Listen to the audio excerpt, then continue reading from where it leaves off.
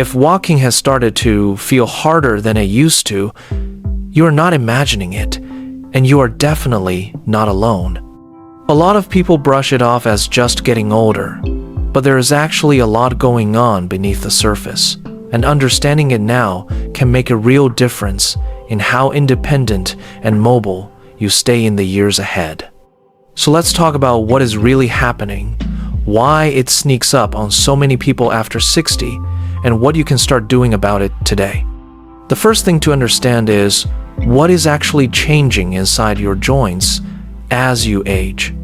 Your knees, hips, and ankles rely on cartilage to cushion the bones and on synovial fluid to keep everything moving smoothly, almost like oil in an engine.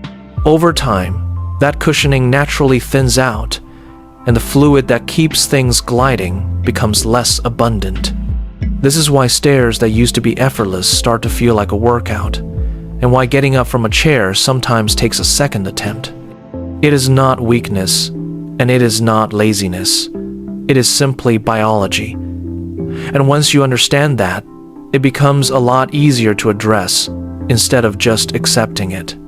The second thing that most people don't realize is that inactivity makes this process worse, not better. It feels natural to move less when movement is uncomfortable, but joints are a bit like locks that need to be used to stay from rusting shut. When you sit for long stretches, the muscles around your joints weaken, and the little bit of natural lubrication your body produces slows down even further. So, the less you move because of discomfort, the more discomfort you tend to feel, and it becomes a cycle that is hard to break without a little intention. The good news is that this cycle can be reversed at almost any age, and it does not require anything extreme to start turning it around. The third point, and this is one people love once they hear it, is that small, consistent movement beats occasional intense effort every single time when it comes to joint health. You do not need to run a mile or do an hour-long workout.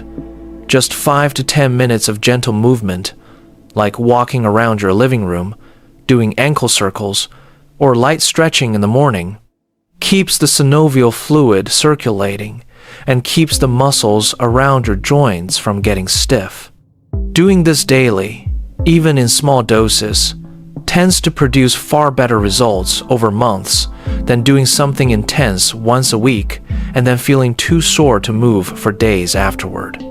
Now, alongside movement, there's another piece of the puzzle that a lot of people overlook, and that is giving your joints the actual raw materials they need to support that cartilage and fluid we talked about earlier. This is exactly why so many people over 60 have started looking into joint support formulas like Joint Genesis, which was designed around supporting that natural cushioning and fluid your joints rely on every single day. If you have been doing the movement side of things, but still feel like something is missing, it might be worth taking a look at the link in the description or the pinned comment to see if it is a fit for what you are dealing with. The fourth thing worth knowing is how much your daily habits outside of exercise affect your joints as well. Staying hydrated matters more than people think, because that synovial fluid we mentioned is largely water-based, and being even mildly dehydrated can make joints feel stiffer than they need to be. Your posture throughout the day also plays a bigger role than most people realize, since sitting hunched over for hours puts uneven pressure on your hips and lower back, which can translate into discomfort elsewhere down the chain. Something as simple as adjusting your chair height or taking a short walk every hour can quietly add up to a noticeable difference over a few weeks. The fifth point is about mindset, and this one is easy to underestimate. So many people start to believe that losing mobility is simply inevitable once you hit a certain age, and that belief alone can lead to giving up on movement altogether. But the body responds to what you ask of it at any age. People in their 70s and 80s who stay consistent with gentle movement and proper support often report feeling more capable than people 20 years younger who have let their joints sit idle. The goal is not to chase how you moved at 25. The goal is to protect and support the independence you have right now, so you are not relying on someone else to help you get around later on.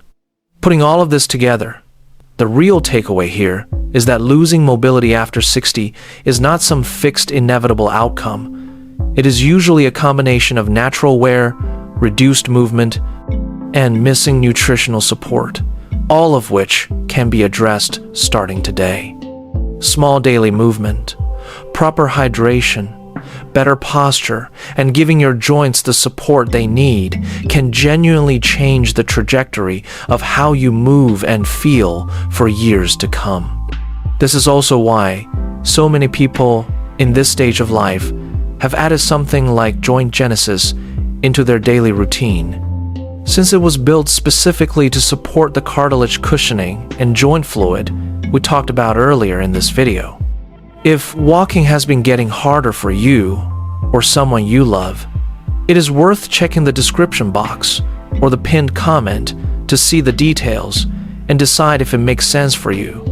At the end of the day, your mobility is directly tied to your independence, your confidence, and how much you get to enjoy the things you love doing, whether that is playing with grandkids, traveling, or just walking around the block without thinking twice about it. The changes that make the biggest difference are rarely dramatic. They are just consistent. Start small today.